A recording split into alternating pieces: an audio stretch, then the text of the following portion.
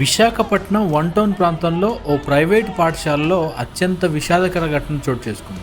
1వ తరగతి చదువుతున్న 6 ఏళ్ల విద్యార్థి ప్రణయ్ తేజ్ హోంవర్క్ చేయలేదనే కారణంతో పాఠశాల ఉపాధ్యాయురాలు తీవ్రంగా మందలించడంతో భయాందోళనకు గురైన బాలుడు ఒక్కసారిగా అస్వస్థతకు గురయ్యాడు.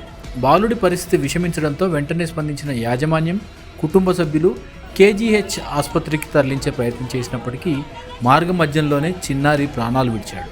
టీచర్ పెట్టిన మానసిక ఒత్తిడి, భయం కారణంగానే తమ పిల్లోడు అస్వస్థతకు గురయ్యాడని, అందువల్లనే ప్రాణాలు కోల్పోయాడని, ఇది పాఠశాల యాజమాన్య నిర్లక్ష్యమేనని మృతుడి కుటుంబ సభ్యులు, బంధువులు ఆగ్రహం వ్యక్తం చేస్తున్నారు.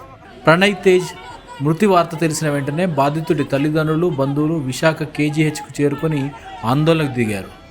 పిల్లలతో సున్నితంగా ఉండాల్సిన అవసరాన్ని ఈ సంఘటన మరోసారి గుర్తు చేస్తుందని సర్వత్రా చర్చ జరుగుతుంది.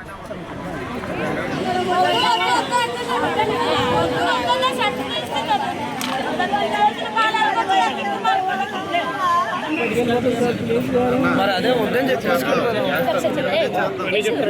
మీరు ఎవరో ఒకరు మాట్లాడాను. మళ్ళీ ఇక్కడికి వచ్చి అందరితో మాట్లాడాలి. మనకి ఈ రోజులంతా పని అవసరం.